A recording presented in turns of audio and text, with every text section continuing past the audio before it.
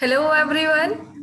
A very good evening to each and everyone who are present over here. एक बार फिर से corona से डरो ना की मुहिम में आप सभी का बहुत बहुत स्वागत और वेलकम है। तो जुड़ने के लिए, उस मुहिम को और आगे तक बढ़ाने के लिए आज लगातार हमारा 15वां दिन शुरू हो रहा है। कोरोना से डरो ना की मुहिम में लगभग हम लोग हाफ सेंचुरी अगर महीने की कहें तो वो कंप्लीट कर चुके हैं। और इस हाफ सेंचुरी में न जाने कितने लोगों को सही इंफॉर्मेशन के जरिए, सही सूचना के जरिए उनको एक सही राह दिखा दिखा सकते हैं। So thank you so much for this support कि आप लगातार इससे जुड़े हुए हैं, लगातार इस इंफॉर्मेशन को दूर दूर तक पहुंचा रहे हैं, भारत के कोने कोने तक पहुंचा रहे हैं। Thank you so much for this. And अभी हमें लाडली फाउंडेशन के फाउंडर देवेंद्र कुमार सर ने हमको ज्वाइन कर लिया है। Welcome sir, once again welcome to you. Sir, एक आज का कार्यक्रम मैं डेडिकेट करना चाहूँगा किसी को। इस देश की सबसे बड़ी चिकित्सीय विभूति को आज हमने खोया है और वो देश का सबसे बड़ा लॉस है सर। और इंडियन मेडिकल एसोसिएशन के वो अध्यक्ष थे, हार्ट केयर फाउंडेशन के वो अध्यक्ष थे, पद्मश्री थे। और जब से कोरोना आया है तो ये जो कार्यक्रम, जैसा कोरोना से डरोना हमने शुरू किया है, ऐसे उनका एक कार्यक्रम, दिन में 8 कार्यक्रम कम से कम डेली उनके चलते थे। डेली 8 कार्यक्रम पिछले जब से कोरोना आया है तब से, फर्स्ट डे से, नवंबर 2019 से। और लगभग 100 मिलियन 10 करोड़ लोगों को उनके माध्यम से कोरोना विषय पर अवेयरनेस आई, जिसका कि एक बेनिफिशियरी मैं भी था। हमारी लाडली फाउंडेशन के वो संरक्षक सदस्य थे, पैटर्न मेंबर थे। उनका नाम था डॉक्टर के अग्रवाल।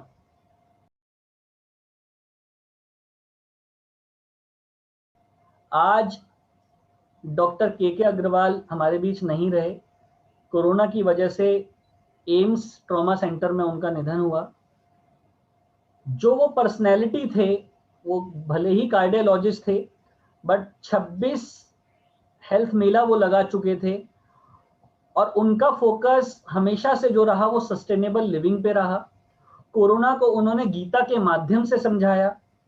गीता के एक एक श्लोक का हमारे जीवन में क्या इंपॉर्टेंस है और कैसे हम उसका पालन करते हुए बीमारियों से बच सकते हैं, अपने शरीर को स्वस्थ रख सकते हैं, वो उन्होंने इजाद की चीजें।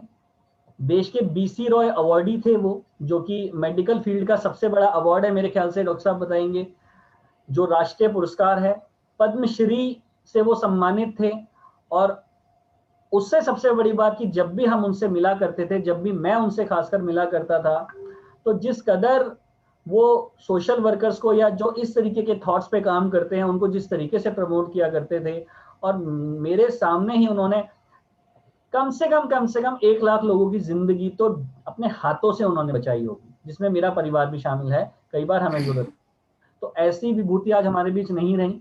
हम उनको नमन करते हैं और ये कार्यक्रम आज उनको डेडिकेट करते हैं। बल्कि आज का क्या, आने वाले सारे कार्यक्रम मैं तो चाहूंगा कि ऐसी पर्सनैलिटी के नाम पर हम डिवोट करें और उनको हमेशा याद रखें। बस यही कामना करता हूं कि सभी लोग अपने मन में एक बार उनके लिए, उनकी आत्मा के लिए, उनकी मोक्ष के लिए जरूर प्रेयर करिएगा। हालांकि उनको हमारी दुआओं की जरूरत नहीं है, क्योंकि वो ऑलरेडी इससे बहुत ऊपर थे।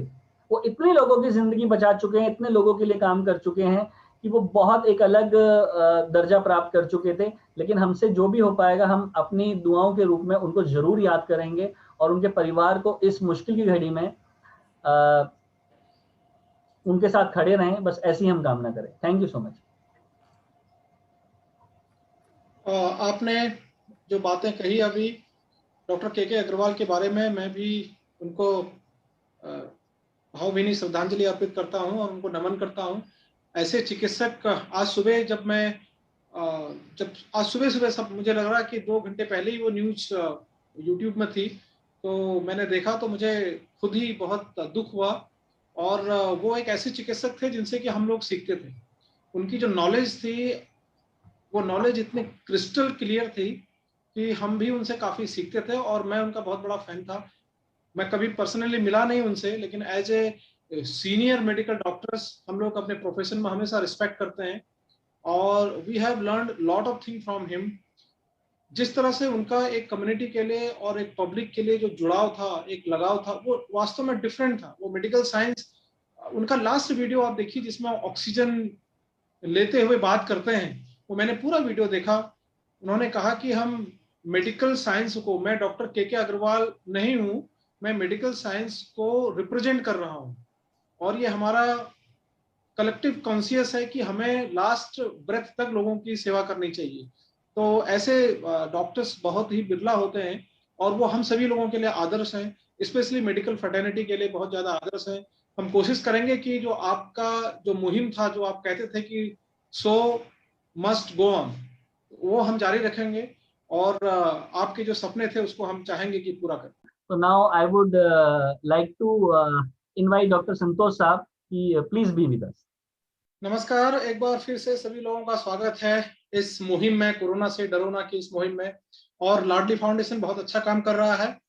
आज आप लोगों का उत्साह देखते हुए, जैसे कि आपने अभी बताया कि काफी लोगों को आप फायदा पहुंचा रहे हैं, और इस वीडियो को काफी लोगों तक आप सर्कुलेट कर रहे हैं, और आप ही हमें आश्वस्त कर रहे हैं कि हाँ, लोग बेनिफिटेड हो रहे हैं हमारी बात से। मैं ये भी चाहता हूं कि जो लोग ठीक हो गए हों वो भी हमें बताएं। जैसे कि कल वो पूछ रहे थे, कल जो बात हो रही थी कि उनका ऑक्सीजन सैचुरेशन इतना है, मैंने उनको कम से कम 10 मिनट पूरा एक्सप्लेन किया। मैं चाहूंगा कि वो भी आज बताएं हमें कि अभी उनकी स्थिति कैसी है, क्योंकि ये डॉक्टर एट होम का एक माध्यम हम लोगों ने लाडली फाउंडेशन के साथ मिलकर एक बनाया हुआ है। तो अगर जिसको कोई इलाज बताया जाता है कि आप ऐसा ऐसा कीजिए, आपने स्पेलिंग तक लिखते हैं कभी कभार दवाइयों का, उसके बाद क्या फायदा हुआ, उनकी स्थिति वर्सनिंग हुई या उनकी स्थिति में कंट्रोल हुआ, मुझे अगर ये फीडबैक भी मिलेगा आप लोगों की तरफ से, तो वो मेरी एनर्जी को हाई करेगा। डॉक्टर्स को क्या चाहिए? पेशेंट का सुख ही डॉक्टर्स का सुख है। अगर कोई मरीज हमसे ये कहता है कि सर हमें कुछ आराम मिला, तो वो हमारे लिए सबसे बड़ी फीस होती है, वो सबसे बड़ा सेटिस्फेक्शन होता है। तो मैं चाहूंगा कि जहां कहीं भी लोगों को ये, चाहे वो उनके स्ट्रेस में कमी आई हो, चाहे उनके उनके दवाई से या जो हमने यहाँ पे सलाह दी उससे उनको फायदा हुआ हो, वो जरूर इस माध्यम पे शुरू करें इसको बताने से पहले, तो मुझे काफी अच्छा लगेगा। तो आप लोगों की जो मुहिम है वो शायद एम्स ऋषिकेश में भी कुछ दस्तक दी है, और अभी एम्स ऋषिकेश ने ही मुझसे कहा है कि मुझे कुछ बातें आप लोगों को बतानी है। तो मैं एम्स ऋषिकेश की तरफ से तो रोज बताता हूं, और आज स्पेशली मेरे से कहा है कि आप अच्छा काम कर रहे हैं। तो एम्स ऋषिकेश के बिहाफ पर एक जो एक्सक्लूसिव चीजें मैं आज आपको बताना चाह रहा हूं, वो सबसे पहले रिक्वेस्ट करना चाह रहा हूं कि जितने भी लोग हमें सुन रहे हैं, ये एम्स ऋषिकेश आपसे कहना चाह रहा है कि प्लीज कृपया स्टेरॉयड का ओवर यूज मत करें। अपने मन से स्टेरॉयड मेडिसिन को न लें, पहली बात। दूसरा, एंटीबायोटिक्स का भी मिसयूज न करें। अपने मन से आपको लग रहा है, कुछ लोग कहते हैं कि चलो हम प्रोफाइलेक्टली ले लेते हैं इसको, कृपया करके आप एंटीबायोटिक्स का भी मिसयूज ना करें। अपने मन से एंटीबायोटिक्स को न लें। आप 10-10, 15-15 दिन तक एंटीबायोटिक्स को लेते हैं, बिल्कुल न लें। स्टेरॉइड्स को आप अपने मन से शुरू करते हैं, अपने मन से समाप्त कर देते हैं, बिल्कुल न लें। मैं बार बार पिछले 10-15 दिन से लगातार हर एक सेशन में यही बता रहा हूं कि कब स्टेरॉइड यूज करना चाहिए, कब नहीं। अपने मन से न करें, जिसे हम बोलते हैं कि misuse of steroid and misuse of antibiotics आप न करें, क्योंकि अभी हम एक दूसरी जो मिसयूज करने से एक दूसरी जो बीमारी है उसको फेस कर रहे हैं, आप सभी लोग जानते हैं। और उस बीमारी का जो मेन कारण है वो यही है कि हम लोग एंटीबायोटिक्स को काफी मिसयूज कर रहे हैं, स्टेरॉयड भी अपने मन से ले रहे हैं, पता नहीं कब तक खा रहे हैं उसको।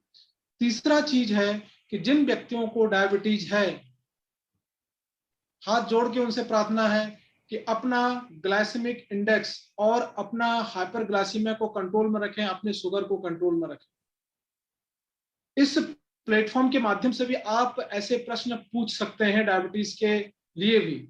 डायबिटीज का सबसे बड़ा समस्या क्या है, सबसे बड़ी प्रॉब्लम यह है कि वो सिम्टम नहीं बताता है, उसमें एकदम आपका सांस नहीं फूलता है, तो आदमी क्या हो जाता है, निश्चिंत हो जाता है, क्योंकि लॉकडाउन लगा है, कौन डॉक्टर से बात करे, हॉस्पिटल जाने में डर लग रहा है। तो उसमें क्या हो रहा है कि उसकी शुगर बढ़ते जा रही है, दवा वो जितनी पहले ले रहा था उसको भी नहीं ले रहा है। तो आप लोगों से रिक्वेस्ट है कि अपना शुगर चेक करें जो डायबिटीज वाले हैं, क्योंकि जो ये अभी म्यूकोरमाइकोसिस वाली जो प्रॉब्लम चल रही है, जो ब्लैक फंगस, जिसके लिए कल भी बहुत ज्यादा बात हुई, ये उन्हीं लोगों में सबसे ज्यादा हो रहा है जो कि डायबिटीज हैं, जिनको कि रीनल फेल्योर है या रीनल ट्रांसप्लांटेशन इससे पहले हुआ है, जिनको कैंसर है और जो स्टेरॉइड थेरेपी में काफी दिनों से हैं। इन लोगों को ज्यादा कॉशियस रहने की जरूरत है, ज्यादा सावधान रहने की जरूरत है। मैंने पहले दिन से भी कहा था कि कोई भी फंगस, बैक्टीरिया, वायरस तब तक आपके शरीर में नहीं जा सकता जब तक आप ना चाहें। तो इसलिए मास्क पहने, घर से बाहर भी जाएं तो पूरा कपड़ा पहने। जिस ग्रुप का मैंने नाम लिया, जो हाई रिस्क ग्रुप हैं, ये ध्यान रखें कि कहीं पे इनको चोट न लग जाए, कहीं पे इनकी इंजरी ना हो जाए, इस चीज का ध्यान रखें। जो ये ग्रुप वाले लोग हैं, डायबिटीज वाले, हार्ट डिजीज वाले, किडनी वाले, है ना, जो बहुत ही बीमार हैं पहले से ही, मैं उनके घर वालों से निवेदन करूंगा कि देखें घर के आसपास कहीं कहीं पर कोई फंगस तो नहीं उठ रहा है, कहीं पे कोई लीकेज तो नहीं हो रहा है, कहीं सीलन वाले रूम में तो नहीं सो रहे हैं। प्लीज दोबारा पेंट कर दीजिए, क्योंकि ये जो माइकोसिस है, जो ये म्यूकर है, जो ये फंगस है, ये कहीं ऐसा नहीं कि अस्पताल में मिलता है, ये घर में भी मिलता है, ये हर जगह मिलता है। तो ये मेरे तरफ से और एम्स ऋषिकेश की तरफ से आप सभी लोगों को यह संदेश है। तो इसी संदेश के साथ मैं कामनी जी से रिक्वेस्ट करूंगा कि आज की प्रश्न शुरू करें। Thank you so much sir. पहला क्वेश्चन हमारे पास आशा दीदी की साइड से आया है। उनका क्वेश्चन है कि सर हॉस्पिटल से आने के बाद क्या करना चाहिए, अगर इस दौरान अगर कोई हॉस्पिटल जा रहा है तो? नहीं, हॉस्पिटल से अगर आप आते हैं तो हॉस्पिटल में मैं चाहूंगा कि ये कुछ दूसरे हिसाब से पूछा जाए कि हॉस्पिटल जाते वक्त क्या करना चाहिए। तो जब भी आप हॉस्पिटल में जाएं तो हॉस्पिटल में जाने के समय पे पूरा का पूरा प्रिकॉशन लें। आप पेशेंट से अगर मिलने जा रहे हैं, कोई आपका एडमिट है वहां पे, तो N95 मास्क पहने, ग्लव्स पहन सकते हैं और पूरी सावधानी लें। जो हमने बताया था कि जो डिस्टेंस है, एटलीस्ट 6 फीट डिस्टेंस, ये मेंटेन आपको करना है वहां पर भी। और डबल मास्क या N95 मास्क पहन के जाएं। किसी मरीज से मिलने के लिए भी जाएं तब भी एक डिस्टेंस बना के रखें। और जब आप हॉस्पिटल से वापस आते हैं तो कोशिश कीजिएगा कि अगर आप हॉस्पिटल में आपका स्टे माना ओवरनाइट है, या आप 2 घंटे 4 घंटे हॉस्पिटल में स्टे किए हुए हैं काफी टाइम तक, क्योंकि हो सकता है अपने पेशेंट जा रहे हो, काफी समय लग चुका हो, तो उसके बाद आप अपने कपड़ों को जब आप आते हैं तो इसको भी डिटर्जेंट सॉल्यूशन में, हो सकता है 1% हाइपोक्लोराइड सॉल्यूशन ले सकते हैं, लेकिन नहीं है तो कम से कम डिटर्जेंट का जो सॉल्यूशन होता है उसमें उसको उबाल के गर्म करके अपने कपड़ों को काफी देर तक भिगाएं और उसको धुलें। और उसके बाद आप नॉर्मली घर में अपनी रूटीन वॉक को रिज्यूम कर सकते हैं। ऐसा नहीं कि हॉस्पिटल गए आपको ऐसी प्रॉब्लम ऐसी हो गई, ऐसा नहीं। सर अभी आपने एक बात कही कि जब पेशेंट के रिव्यू आते हैं तो डॉक्टर को अच्छा लगता है। सर कल आपका आधा घंटा हम लोगों ने खींच लिया, तो मैं नहीं चाहता था कि 6 बजे के बाद ये बात शुरू हो। मैंने पहले ही इसको करना चाह रहा हूँ। कल लास्ट में मैंने आपसे एक डायलिसिस पेशेंट के बारे में जिक्र किया था। सर आपके कार्यक्रम की रिकॉर्डिंग उस पेशेंट के पास पहुंची, उस पेशेंट ने आपकी वीडियो को पूरा देखा। वो पेशेंट जो 17 दिन पहले ये कह चुका था कि मैं डायलिसिस नहीं कराऊंगा, मर जाऊंगा लेकिन डायलिसिस नहीं कराऊंगा, जीवन से हार मान चुका था, आपकी वीडियो देखने के बाद सर कल रात को उनका ब्लड टेस्ट हुआ। उन्होंने राजी हुए कि मेरा ब्लड टेस्ट कराओ। उनकी कोविड रिपोर्ट नेगेटिव आई, उनका वायरल मार्का हुआ, हेपेटाइटिस बी, सी, ए सब नेगेटिव आया। उनकी ब्लड रिपोर्ट बहुत खराब आई, जिसमें कि उनका हीमोग्लोबिन सिर्फ 5 और क्रिएटिनिन 14 आया। और सर आज सुबह से उनका परिवार प्रयत्नशील था और अभी की मुझे अपडेट ये है कि वो हॉस्पिटल, वो डायलिसिस सेंटर में है, उनको 3 यूनिट ब्लड चढ़ रहा है और उसके बाद उनका डायलिसिस शुरू होगा। And just because of you that he motivated himself, और आज से उन्होंने अपना डायलिसिस शुरू करा लिया है। ये वो व्यक्ति जो बिल्कुल एकदम कह चुका था कि मैं अपने बॉडी में छेद नहीं कराऊंगा, मुझे अगर जाना है तो ऐसे ही जाने दो, ये करने दो, वो करने दो। लेकिन कल की आपकी वीडियो, वो जो 8.5 मिनट का लास्ट का जो हमारा संबोधन था, वो उनके ब्रेन पे असर किया और वो अभी डायलिसिस में है। और अभी 7 बजे या 7:30 बजे तक उनका डायलिसिस खत्म होगा, वापस से मुझे रिपोर्ट आएगी और मैं आज का अपडेट कल के कार्यक्रम में आपसे शेयर करूंगा कि उनका डायलिसिस कैसा रहा सर। बहुत तो बढ़िया, बहुत अच्छा लगा। इस कार्यक्रम की हमें मिली है साहब। बहुत अच्छा, इसका मतलब हम सक्सेसफुल हैं और डायलिसिस वो करते रहेंगे ऐसे ही तो कुछ नहीं होगा। सबसे बड़ी जो ताकत होती है हमारी अंदर की ताकत होती है। देखो कल एक छोटा सा कार्यक्रम जो हमने किया, एक बात जो आपने पूछी वो उनको मोटिवेट कर गया और आज डायलिसिस कर रहे हैं और बहुत ही अच्छे होंगे, ऐसी कोई बात ही नहीं है। और मुझे लगता है कि अब काफी अच्छे ठीक हो जाएंगे वो डायलिसिस करने के बाद भी। कोविड की रिपोर्ट भी नेगेटिव है and I pray for his healthy life. Thank you. Thank you so much sir. Zoom पे हमारे साथ नमित वार्ष्णेय जी हैं और जो कुछ क्वेश्चंस अपनी साइड से पूछना चाहते हैं। So I request mister Namit Varshney, please unmute yourself and ask your question directly. जी नमस्कार। जी नमस्कार सर, बताइए। पहले मैं धन्यवाद देना चाहूंगा अपने देवेंद्र गुप्ता जी का और डॉक्टर साहब का जो महत्वपूर्ण जानकारी आप साझा कर रहे हैं सभी के साथ। मेरा जो मुख्य प्रश्न है वो कि आने वाली जो तीसरी लहर है इनसे बचने के लिए किन किन मुख्य बातों का ध्यान रखना होगा? जी, जो आने वाली तीसरी लहर है, हमें लहर से नहीं डरना है, हमें कोविड से डरना है। जो कि हम डरोना की बात कर रहे हैं तो डरना है तो किस पर्सपेक्ट में हमें तैयार रहना है, बेहतर हम वर्ड यूज कर सकते हैं कि हमें तैयार रहना है। तीसरी लहर कुछ ऐसी लहर नहीं होगी कि वो कुछ डिफरेंट ही होगी।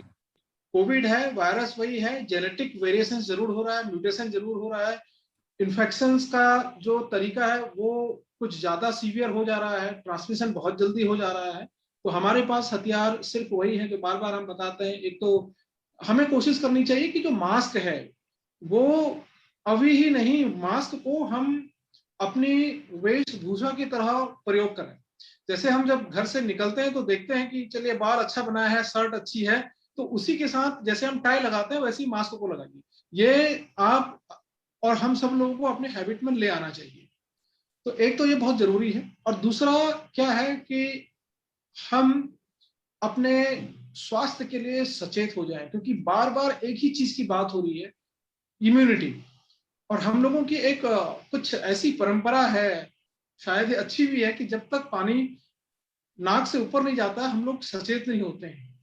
तो जब SpO2 जो है 80 से नीचे जाता है या जब कोविड पॉजिटिव की रिपोर्ट आ जाती है SpO2 94 93 में झूल रहा होता है, तब मेरे पास फोन आता है कि सर ये बताइए इम्यूनिटी कैसे बढ़ाएं।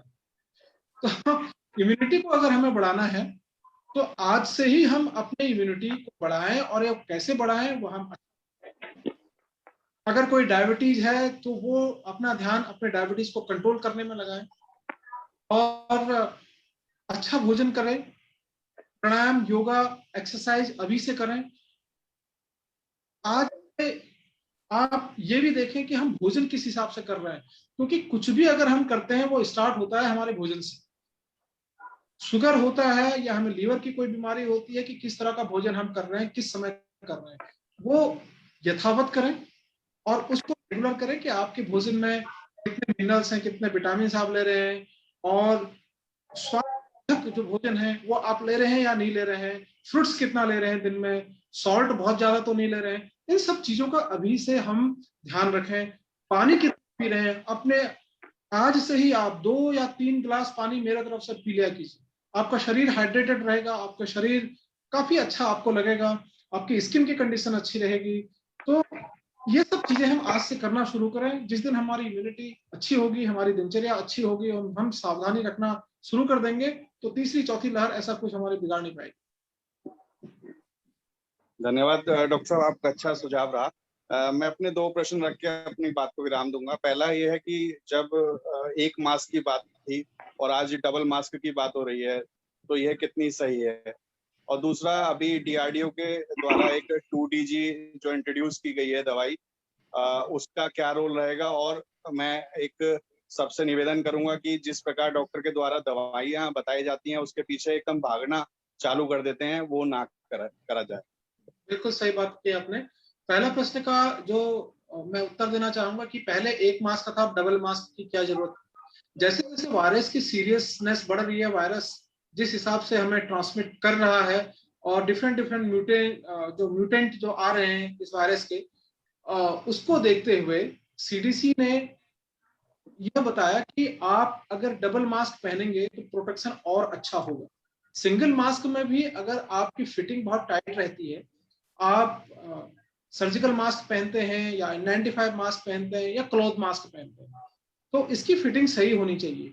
डबल मास्क का मतलब जैसे आप क्लॉथ का मास्क 3 लेयर मास्क पहनते हैं तो उससे 60 से 70% या 50 से 60% को प्रोटेक्शन मिलता है कोविड-19 से। और कपड़े का मास्क इसके लिए बोला गया था कि आप कपड़े का मास्क अगर यूज करेंगे तो आप डेली उसको घर जाके सोप से, डिटर्जेंट से उसको धुल सकते हैं, दोबारा यूज कर सकते हैं। लेकिन 2 मास्क पहनने का कारण यह है कि अगर आप 2 मास्क पहनते हैं तो इससे क्या है कि आप ज्यादा 90 to 95% तक अपने आप को प्रोटेक्ट कर सकते हैं। इसकी फिटिंग 2 मास्क पहनने से आपकी फिटिंग भी सही होगी। एक मास्क अगर नाक से नीचे, पहले क्या होता था कि हमने 2020 में एक मास्क पहना तो बहुधा देखा गया कि वो मास्क मुंह पे आधे, या तो आधे मुंह पे रहेगा या नाक से नीचे रहेगा, या वो अपनी जो हमारी जो ठोंटी जिसे हम चिन बोलते हैं वहां पर लटका हुआ मिलता था। लेकिन 2 मास्क आप पहन के चलेंगे, आइडियली दोनों मास्क को टाइट फिट होना चाहिए, लेकिन अगर एक मास्क नीचे आ भी गया तो कम से कम दूसरा मास्क संभाल लेगा। ये मैं अपनी तरफ से कह रहा हूं, लेकिन दोनों मास्क पहनने से आपकी फिटिंग और अच्छी आती है। मतलब ढीला होने का कोई मतलब नहीं है, इससे आपको और अच्छा प्रोटेक्शन मिलता है। दूसरा, आपने जो डीआरडीओ की जो बात की मेडिसिन की, ये मेडिसिन जैसे आपने सुनी है, हमने भी ऐसे ही सुनी है। और ये मेडिसिन इससे पहले कैंसर के रोगियों में भी दी गई है, लेकिन इस मेडिसिन के लिए हमारे पास एविडेंसेस की कोविड के पेशेंट्स में जो ट्रायल हम करते हैं वो मेरे जानकारी के अनुसार अभी उपलब्ध नहीं है। तो जब तक हमारे पास पूरा एविडेंसेस नहीं आ जाते हैं किसी भी मेडिसिन के कि कोविड के मरीजों में अगर इसका उपयोग हुआ तो जो आरसीटी हुई तो फिर किसने कितना % इसने लोगों को बेनिफिट किया, तो वो हमारे पास बहुत ज्यादा अभी स्टडीज पब्लिश स्टडीज नहीं है। तो हम अभी इसको एज सच कोई प्रिस्क्राइब नहीं कर रहे हैं और अभी इसको इम्प्लीमेंट नहीं कर रहे हैं। Thank you so much, sir. We are getting one more question from आशा दीदी की साइड से क्वेश्चन है उनका। सर हाँ मैम, आप खुद ही आप एक बार खुद पूछ लीजिए, मैं आपको हाँ प्लीज आस्क। Hello sir.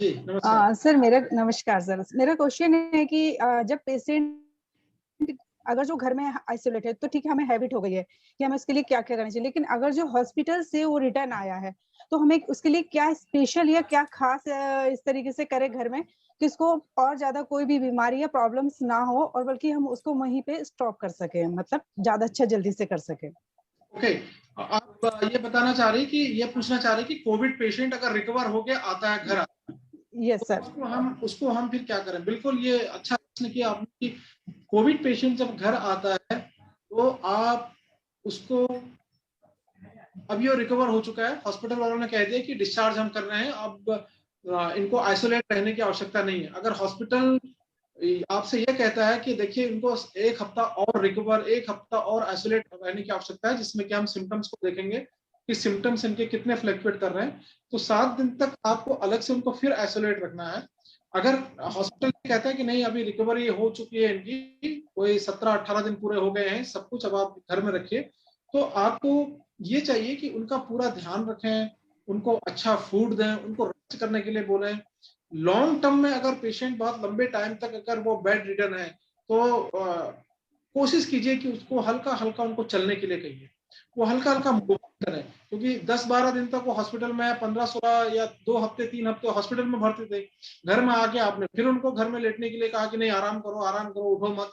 आराम करें, आराम का मतलब होता है उनको मेंटल पीस दें, उनको खाने का अच्छा चीजें मिले, उनको इमोशनल केयर दें, वो ठीक है, लेकिन उनको पकड़ के हल्का हल्का इधर उधर मूवमेंट जरूर कराएं, हाथ पैर जरूर हिलाएं। अगर कुछ स्ट्रेचिंग एक्सरसाइज वो कर सकते हैं तो स्ट्रेचिंग एक्सरसाइज करें, जो कि उनकी रिकवरी में, फास्ट रिकवरी में भी हेल्प करेगा, फास्ट रिकवरी होगी। जिससे जो डीप वेन थ्रोम्बोसिस एक होता है कि लंबे जो लॉन्ग स्टैंडिंग पेशेंट्स होते हैं उनमें ब्लड का थक्का जमने का एक डर रहता है, वो भी नहीं होगा। एक्सरसाइज करें, पैर की एक्सरसाइज करें, स्ट्रेचिंग कर लें, हल्का हल्का प्राणायाम करें, तो ये सब चीजें आप इनकॉर्पोरेट पहले दिन से करना शुरू कर दीजिए। जिस दिन वो हॉस्पिटल से घर आते हैं उनसे कहिए जरा सा जितनी ताकत आ रही है आपको हल्का सा टहल लीजिए, भले लाठी लेके टहल लें, या बिस्तर पर बैठ बैठ के अगर वो प्राणायाम कर सकते हैं, ब्रेथ होल्डिंग एक्सरसाइज कर सकते हैं, ये सब चीजें वो कर सकते हैं। उसके बाद न्यूट्रिशन उनको अच्छा दीजिए। उनका सिम्टम्स का आपको जो भी उनको सिम्टम्स आ रहे हैं उनकी मॉनिटरिंग बहुत जरूर करनी है। अगर उनको खांसी हो रही है बहुत ज्यादा तो देखना है कि खांसी बहुत तेज तो नहीं हो रही है, खांसी में जो सिरप देने से कंट्रोल है या नहीं है, उनकी शुगर कितनी ज्यादा है, शुगर भी आरबीएस भी आपको मॉनिटर करना है, मेडिसिन चल रही नहीं चल रही है, ब्लड प्रेशर सूट तो नहीं कर गया है, उनका ब्लड प्रेशर सूट करना है, उसका ब्लड प्रेशर को ठीक करना है। तो ये सब चीजें इनका हम ध्यान जरूर रखें जब वहां से वो आए। Thank you so much sir. Here is Mithilesh ma'am is here, उन्होंने अपना हैंड रेज किया है। Request ma'am please unmute yourself.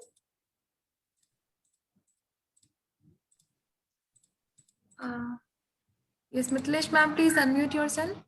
Yes ma'am please ask your question. Good evening sir. Sir मेरा एक क्वेश्चन है और ऑलमोस्ट जितने भी एक्चुअली मैं वैक्सीनेशन का मैं काफी लोगों की हेल्प करती रहती हूँ और वैक्सीनेशन के लिए मैं कैंप लगवाती रहती हूँ। तो अभी मैंने 14 अप्रैल को मैंने वैक्सीनेशन के लिए मैंने कैंप लगवाया था, लेकिन अब जो प्रॉब्लम्स आ रहे हैं जितने भी लोग हैं, अब उनको डाउट है। पहले 28 के लिए वैक्सीनेशन के लिए बोला गवर्नमेंट ने, फिर देन आफ्टर उन्होंने बोला कि 40 to 45 डेज के after they will take that vaccination. अब उनके अकॉर्डिंग है कि 6 to 8 और उससे ज्यादा डेट बढ़ा रहे हैं। तो अब बहुत ज्यादा सभी लोग परेशान है। वैक्सीनेशन उनको अवेलेबल नहीं हो रहा है सेंटर पर, इतनी जल्दी उनको मिल नहीं रहा है, प्रॉब्लम हो रहा है अलॉटमेंट्स के लिए। तो अब उनको कितने दिनों के लिए उनको बोला जाए कि वो वेट करें, या अगर वो 40 to 45 डेज पर अगर वैक्सीनेशन नहीं लेते हैं क्या उनके लिए नुकसान होगा, या अगर उसके बाद भी जो गवर्नमेंट की गाइडलाइंस है कि थोड़ा सा 6 to 8 वीक्स के बाद दे विल टेक। तो अब कैसे उनको हम लोग सॉल्यूशन करें कि हम जो मुझे कैंप भी लगवाना है तो कब मैं परमिशन लूं, किस टाइप से, मुझे अभी नहीं समझ में आ रहा है और मैं उनको क्या गाइड करूं, क्योंकि सभी का बहुत ज्यादा कंफ्यूज है, यहाँ पर कंफ्यूजन है सभी लोगों को। अब 40 to 45 डेज पे लेना था, लेकिन अब उनका 30 डेज भी हो चुके हैं, 40 डेज भी हो चुके हैं। तो अब वो आगे क्या करें?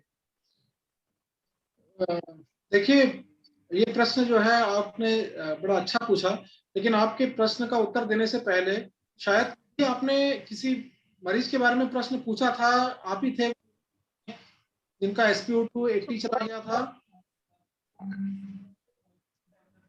कामनी जी यही थी जिन्होंने कल जो किसी उनके बारे में प्रश्न पूछा था कि उनका बहुत एल्डरली पेशेंट है जिनका SpO2 काफी नीचे चला गया और उनका सांस फूल रहा है।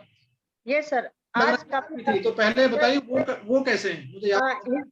आज काफी बेटर था जो आपने थेरेपी बताई थी।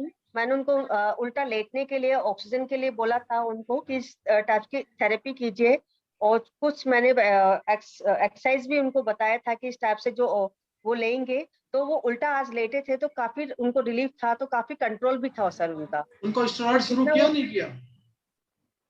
अभी तो नहीं किया था सर। आज नहीं, स्टेरॉइड कल ही उनको शुरू कर दीजिए। ओके ठीक है सर, बिल्कुल शुरू कीजिए उनको। आप अगर ये 100 पे हैं तो बिल्कुल शुरू कीजिए। फिर आप बात को बिल्कुल माने, उनका SpO2 नीचे आ रहा है, 94 से नीचे है, 90 तक आ गया है, तो उनको स्टेरॉइड तुरंत कल ही शुरू हो जानी चाहिए। ठीक है मैं सर आज मैं बोल देती हूँ उनको लेने के लिए। अच्छा लगा कि उनको आपने प्रोन तो कम से कम कराया, लेकिन 25% बात ही आपने पहुंचाई और 75% बात अपने तक ही रखी। तो ये नहीं सर मैंने उनको बोल दिया था, तो आई थिंक ये कंसल्ट करे थे डॉक्टर के साथ भी, क्योंकि मैंने आपकी बातें उनको बताई थी कि ये हम लोग ले सकते हैं और ये आप कर सकते हैं। तो वो एक बार एडवाइस ले रहे थे जो उनके फैमिली डॉक्टर हैं कि ऐसा कर सकते हैं, तो आई थिंक उनके फैमिली डॉक्टर्स ने भी वही साथ एडवाइस, कल वो गए थे इवनिंग में, उसके बाद आई थिंक मॉर्निंग में लेकर गए हैं। तो ऑलमोस्ट उनका 92 अभी आज नहीं कम आया था, आज ऑक्सीजन लेवल उनका ठीक था। इसका मतलब मुझे लग रहा है कि उनका उन्होंने स्टेरॉइड शुरू कर दिया होगा, क्योंकि से नीचे अगर चला जाएगा हमारा SpO2 और फ्लक्चुएट कर रहा है 90, 93, 94, तो यहाँ पे चला देना चाहिए। अच्छा लगा मुझे कि कुछ उनको हमारी सलाह से कुछ आराम हुआ। दूसरी बात जो आपने पूछा कि अभी गवर्नमेंट की जो गाइडलाइंस केवल कोविशील्ड के लिए आई हुई है, और इसमें बहुत सारा कंफ्यूजन है लोगों में कि कोविशील्ड इससे पहले जब स्टार्टिंग में आई थी तो 4 वीक का डिस्टेंस था, 4 वीक का इंटरवल था between first dose and second dose. उसके बाद फिर क्या हुआ, वो 6 to 8 वीक हो गई, कि 42 दिन से 56 दिन के बीच में। और अभी जो नई गाइडलाइंस आई, तो मैंने भी अभी इसी सेशन में बताया था कि अब वो 12 वीक to 16 वीक हो गया है। जिन लोगों को वैक्सीन इससे पहले लग चुकी है और उनके अभी पूरे 42 दिन नहीं पूरे हुए थे या 42 दिन अब पूरे होते हैं, तो उनसे कहिएगा कि अब वो वैक्सीन, इससे पहले जिनको वैक्सीन लग चुकी है फर्स्ट डोज, तो अब अपनी सेकंड डोज का जो वैक्सीनेशन है वो 96 डेज में ही कराएं, या 84 डेज से लेकर 6 डेज में ही कराएं। मतलब 12 वीक से 16 वीक के बीच में वो अपना वैक्सीनेशन कराएं, इसमें कोई दो राय नहीं है। दूसरा, जिन लोगों को अभी तक वैक्सीन लगी नहीं है, जो अब वैक्सीन लगाने जा रहे हैं कोविशील्ड की, तो उनको तो कोई बात ही नहीं है, क्योंकि उनको जो फर्स्ट डोज लगेगी फर्स्ट डोज तो अभी लग जाएगी, सेकंड डोज उनको वही 12 वीक के बाद लगेगी। जिन लोगों की दोनों डोज समाप्त हो चुकी है, तो उनको तो कोई चिंता वैसे भी नहीं करनी है, क्योंकि उनको पहले दो डोज लग चुकी है, तो एंटीबॉडीज उनके शरीर में बनना शुरू हो गया होगा। और वो उनसे भी मेरा सजेशन है, मेरा उनसे भी रिक्वेस्ट है कि वो भी मास्क पहने। तो सभी लोगों को इसमें खुश रहना चाहिए। सर मेरा एक क्वेश्चन है, जो अभी सेकंड डोज ले चुके हैं कुछ लोग हैं, उसके बाद भी वो पॉजिटिव हो जाते हैं, इन्फेक्टेड हो रहे हैं वो लोग, तो क्या हम लोग को इस जितना भी हमारा हम सेकंड डोज के बाद 6 मंथ या दोबारा से फिर हम लोग को ये वैक्सीनेशन लेना पड़ेगा अगेन? नहीं जी, नहीं, अभी तक दो डोज ही है, बूस्टर डोज की कोई बात नहीं हुई है। अगर 2 डोज लग चुकी है उसके बाद भी इन्फेक्शन जरूर हो सकता है उनको, लेकिन सीरियसनेस नहीं आएगी, बहुत नहीं होंगे, प्रोबेबिलिटी देखी गई है, तो इसलिए उनको दोबारा वैक्सीन लगाने की कोई आवश्यकता नहीं। ठीक है sir, thank you sir. Thank you so much sir, thank you so much ma'am for asking your question. यहाँ पे Namit ji want to ask one more question. Yes Namit ji, you can ask, please unmute yourself and ask your question directly. जी, इसलिए मैंने कहा क्योंकि जब सटीक जानकारी मिले तो प्रश्न करने का भी अवसर बनता ही है।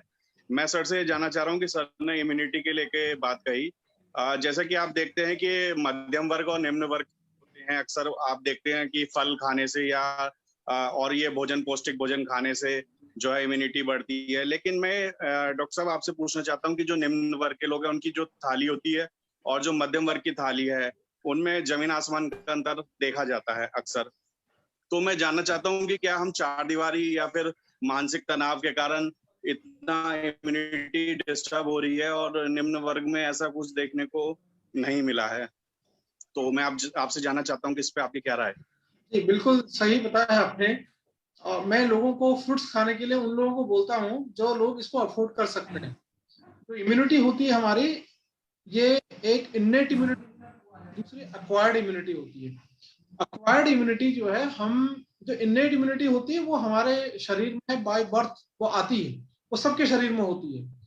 तो एक्वायर्ड इम्यूनिटी जो हम लेते हैं बाहर से, जैसे कि कोई इन्फेक्शन हो गया है ना, जैसे कोविड का एक बार इन्फेक्शन हो जाता है, पहले कोई इन्फेक्शन अगर आपको हो जाता है तो उस इन्फेक्शन से भी आपके शरीर में हमेशा के लिए इम्यूनिटी हो जाती है। एक बार इन्फेक्शन हुआ, आप बीमार हुए, लेकिन आपके शरीर में वो इम्यूनिटी फिर हमेशा के लिए बन जाती है।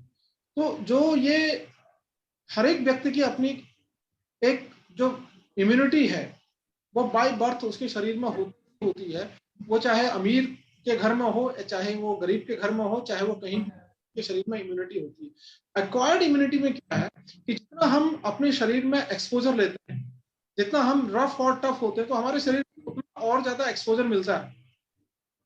जैसे आपने सुना होगा कि अगर कोई व्यक्ति, उसको बहुत ज्यादा धूप में जाने की आदत नहीं है, तो उसकी स्किन क्या हो जाती है, काफी फ्रिजाइल हो जाती है। तो वो अगर 4 साल में एक बार धूप में, बहुत तेज धूप में निकलेगा, तो इसकी स्किन में पिगमेंटेशन भी हो जाएगा, डर्माटाइटिस भी हो जाएगा, सब कुछ हो जाएगी।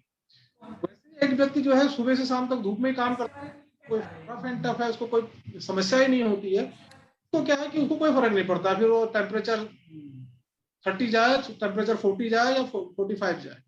इसी प्रकार से जो आपने बताया कि जो गरीब का है वो उनको एक्सपोजर जो सोफिस्टिकेटेड है, अगर हम लोग बात करें तो हम लोग कितना, एक बार अगर खाना खा लेते हैं तो क्या होता है कि बहुत जल्दी इन्फेक्शन शुरू हो जाता है बॉडी के अंदर। हम ये कहते भी हैं कि इम्यूनिटी, भैया इम्यूनिटी बढ़ाओ अपनी, तो हम लोगों की जो बॉडी होती है ससेप्टेबल हो जाती है चीज के लिए। और जो व्यक्ति स्लम में काम करता है, इस जगह पर काम करता है, वो day to day lot of infections उसके शरीर में आते रहते हैं, इम्यूनिटी बढ़ते रहती है क्योंकि नेट इम्यूनिटी के अंदर रिएक्ट करती है। इस हिसाब से व्यक्ति जो है चाहे वो कहीं भी हो, किसी भी जगह पर हो, अगर वो कर रहा है अपना न्यूट्रिशन को सही रख रहा है। न्यूट्रिशन का मतलब ये नहीं है कि अगर फ्रूट्स उसके उसमें उसके थाली में नहीं होंगे मतलब इनकम्प्लीट न्यूट्रिशन है, जी नहीं। आप हरी सब्जियां हैं, आप जो नेचुरल जो चीजें जो होती है वो आप खाते हैं, वो भी आपकी बॉडी की पूरी इम्यूनिटी को कंप्लीट करता है।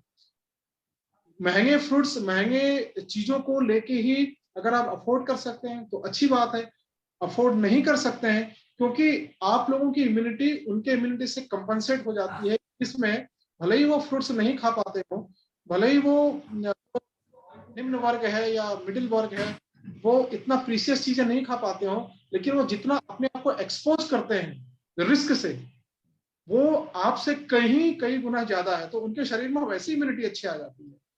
फ्रूट्स खाने का मतलब नहीं है कि अगर आप फ्रूट्स नहीं खाएंगे तो आपकी इम्यूनिटी बिल्कुल घट जाएगी। खा सकते हैं, बहुत अच्छी बात है। अदरवाइज रोटी सब्जी और जो हमारा इंडियन फूड है जो हम खाते हैं काफी अच्छा है, इसमें सब कुछ इन्वॉल्व है। आप पानी ज्यादा पीजिए। दूसरा आपने कहा मेंटल स्ट्रेस, बिल्कुल बहुत अच्छी कहा। मेंटल स्ट्रेस का बहुत बड़ा रोल है हमारी इम्यूनिटी में। देखते होंगे बहुत अच्छे लोग काफी चीजें खा लेते हैं, उनका अच्छा सब कुछ न्यूट्रिशन होता है, लेकिन वो स्ट्रेस में, स्ट्रेस आपकी इम्यूनिटी को बहुत ही कर देता है, बहुत ही कम कर देता है। तो बिग रोल है स्ट्रेस का। अगर आप, दूसरा कारण ये भी है कि जहां स्ट्रेस कम होता है, जहां उनको पता है कि आज शाम का ठीक है, आज शाम का भोजन हो गया है, बहुत अच्छा है, कल की बाद में सोचेंगे, तो it means they are having a less stress. अब आप इसको फिलोसॉफिकली हम इसको नहीं बात कर सकते कि नहीं हमें 3 साल के बारे में भी सोचना चाहिए। We are talking about exclusive stress, जिससे कि आपकी बॉडी की इम्यून सिस्टम काफी डैमेज होती है। इसीलिए कोविड के टाइम में भी मैं बताते रहता हूँ कि आप पैनिक ना हो। बहुत ज्यादा स्ट्रेस अगर लेंगे तो आपके इन्फ्लेमेटरी मार्कर बॉडी से निकलते हैं, वो ऑटोमेटिकली आपके इम्यून को सप्रेस कर देते हैं।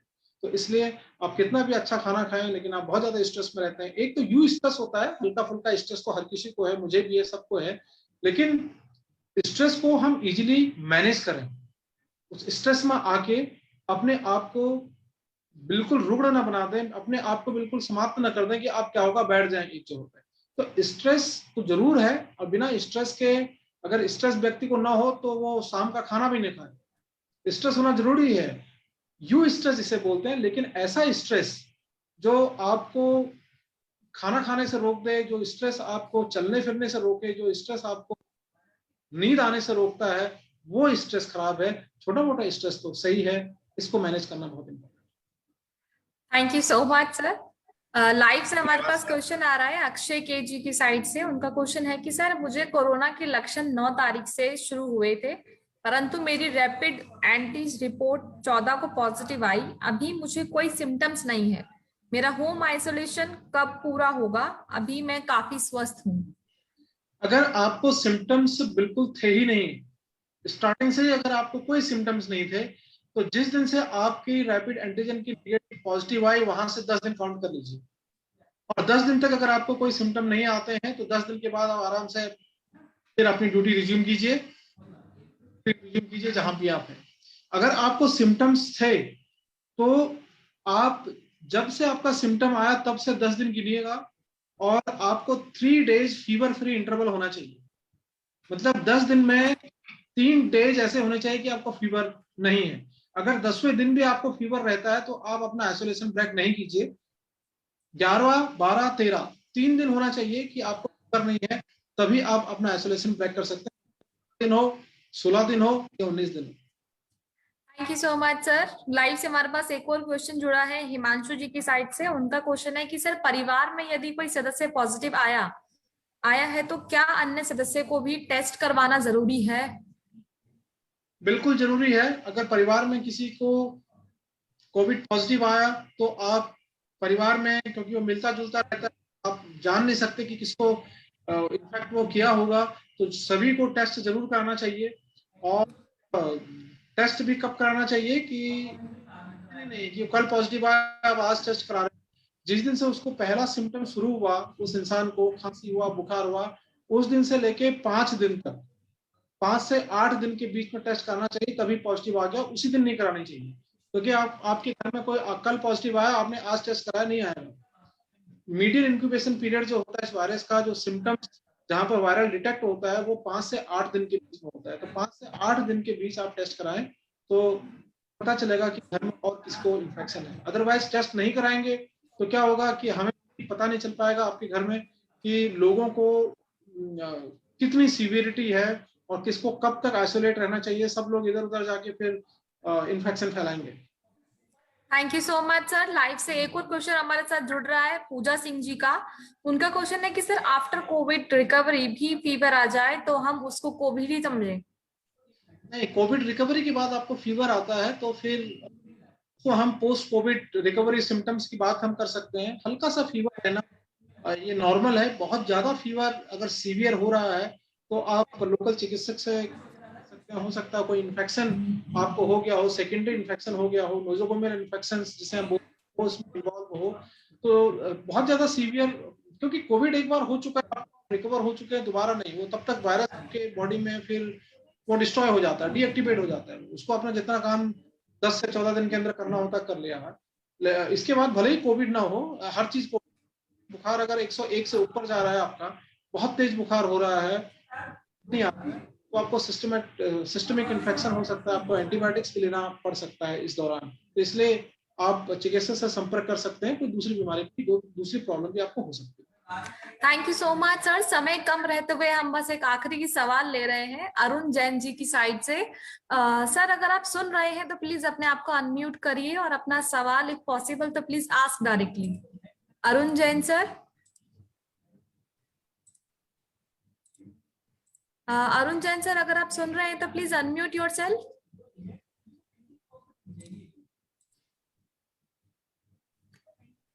शायद वो अपने आप को अनम्यूट नहीं कर पा रहे। मैं उनका क्वेश्चन पढ़ देती हूँ। उनका सवाल है sir, can we take second dose of Covishield before 12 weeks, says between 8 to 12 weeks? No, right now, as current guidelines we have from Ministry of Health and Family Welfare, you can only take second dose after 12 weeks or 16 weeks, we can say, or we can say after 12 weeks. That will be good for you. Thank you so much, sir.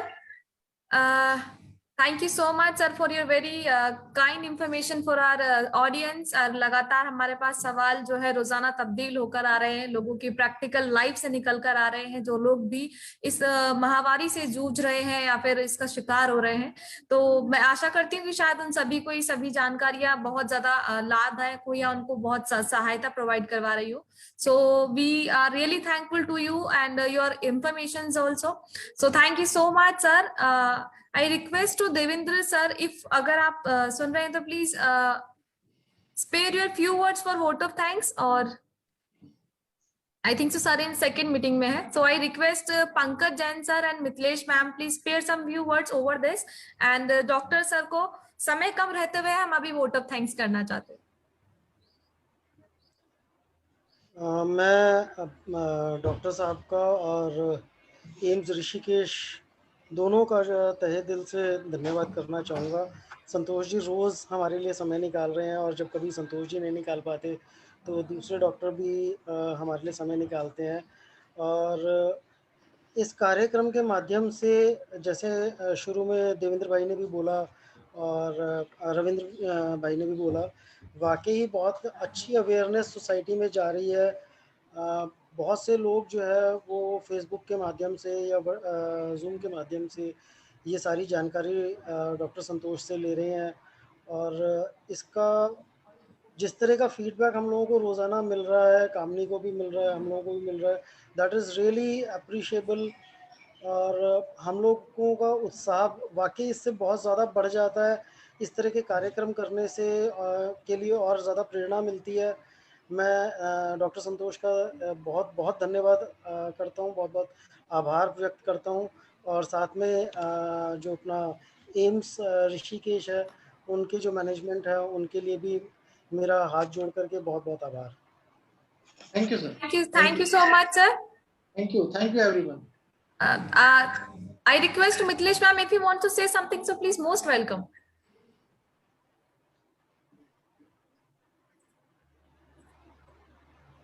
Thank you sir. मैं doctor Santosh ji और देवेंद्र गुप्ता जी का बहुत बहुत तहे दिल से मैं धन्यवाद करती हूँ, क्योंकि जो अभियान आपके द्वारा चलाया गया है सर, जो आपकी गाइडलाइंस होती है, इतना फायदा मतलब हमारी पब्लिक को, हमारे समाज में मिल रहा है। जितने मेरे सर्कल में हम लोग, जैसे चाहे आशा रानी जी हैं, जितने भी हम लोग आते हैं, हम लोगों के साथ उनके क्वेश्चन हम मतलब साइकोलॉजी लेवल पर उनको इतना फिट कर देते हैं कि उनको लगता है कि वो डॉक्टर के पास नहीं, कि हम लोग ही मतलब उनको इतना कॉन्फिडेंस के साथ उनको है ना सजेस्ट करते हैं कि नहीं आपको ये करना है, ये करना है, इतना ऐसे करना है और ये कर। तो उनको, जैसे कल मैंने आपसे एडवाइस लिया था और उसकी प्रॉब्लम्स, मैंने जो बच्चा था फरदीन, मैंने वो साइकोलॉजी बहुत डिस्टर्ब था सर। अब उसको कल समझ में ही नहीं आ रहा था कि वो फादर को लेकर कैसे क्या करे, क्या ना करे, कहाँ लेकर जाए। लेकिन जैसी आपकी गाइडलाइंस मुझे मिली, जैसे से आपने मुझे हम लोग को गाइड किया, उसी के अकॉर्डिंग मैंने उनको पूरा गाइड किया। एक कॉन्फिडेंस जो लेवल था, जब कॉन्फिडेंस के साथ उनको हमने सारी चीजें बताई, मैंने बताया, उसको एक्सप्लेन किया कि बेटा ऐसे करना है, ये चीज है। तो अभी भी जस्ट मैं उसको लाइन पर ही लेने वाली थी, and he is a fine. अब 90+ ही कंटिन्यू आ रहे हैं। फादर के भी आज बहुत काफी बेटर थे, काफी अच्छे हैं। तो अभी मेरी जस्ट अभी बात हुई है, तो ही इज हैप्पी कि नहीं मैम, रियली बहुत वो आपको थैंक्स बोल रहे थे, हमारी टीम को थैंक्स बोला है उन्होंने, फरदीन ने। तो मैं तहे दिल से आपका बहुत बहुत धन्यवाद करती हूँ कि जो एक इंसान के पास सब कुछ है, लेकिन जो एक कीमती वक्त जो है, और खासकर जो आज का जो समय दौर चल रहा है सर, उस समय से भी जो आपका बहुत कीमती एक एक जो लम्हा है, एक एक जो क्षण है, जो आपके अपने लिए होता है, उसके बावजूद भी आप हमारे समाज के लिए, लाडली फाउंडेशन के लिए, हमारे राष्ट्र के लिए जो दे रहे हैं, मैं तहे दिल से अपने परिवार की तरफ से, लाडली फाउंडेशन की तरफ से और पूरे समाज और अपने राष्ट्र की तरफ से आपका तहे दिल से धन्यवाद करती हूँ। डॉक्टर साहब को सुन के और सभी लोगों को सुन के ये तो कम से कम क्लियर हो गया है कि ये जो दौर है बहुत लंबा चलने वाला है और इसे हमें बहुत ज़्यादा आगे लेकर के जाना है। इसी के साथ सभी लोगों का धन्यवाद करता हूँ कि जो रेगुलर इस कार्यक्रम से जुड़े हुए हैं, और खासकर हमारी टीम लाडली जो इस पे रेगुलरली काम कर रही है। बस सभी से रिक्वेस्ट ये है कि हमें इसको बढ़ाना है। अगर आज हम अपने क्लोज ग्रुप में 10 लोग हैं, तो क्लोज ग्रुप के लोगों को बढ़ाना बहुत जरूरी है, क्योंकि एक व्यक्ति की आवाज़ 100 व्यक्तियों तक जाती है। तो सभी से निवेदन है कि अपने आसपास में लोगों से चर्चा करें, चर्चा कर करके लोगों को जोड़ें और इस मुहिम को ये लेके चलें कि जब तीसरी लहर आने का समय हो, तब तक हम लोगों को इतना ट्रेंड कर चुके हों कि लहर आने से पहले ही फुस हो जाए, है ना। हम लोग इतना प्रिकॉशन लें, हम इतना बाकी चीज़ों का ध्यान रखें, हम हमारे जो सवाल हैं वैक्सीन को लेकर के, बाकी बीमारियों को लेकर के, वो इतने ज़्यादा जो हमारे मन में डाउट्स हैं, वो डाउट इतने क्लियर हो जाएं कि हम जब डॉक्टर्स की कमी होगी, जब बेड्स की कमी होगी, तो हर घर में एक व्यक्ति इतना नॉलेजेबल होना चाहिए कि उस लड़ाई से लड़ सके। तो इतना ट्रेंड हमें होना है। तो वो एक मिशन बना करके हम सभी जो क्लोज ग्रुप के लोग हैं उनको काम करने की जरूरत है। बाकी thank you so much all, आप सभी लोग जुड़े, सबका बहुत बहुत धन्यवाद। और बस एक ही निवेदन है कि एक बार डॉक्टर के साहब को आज के दिन हम जरूर याद करें। Thank you so much.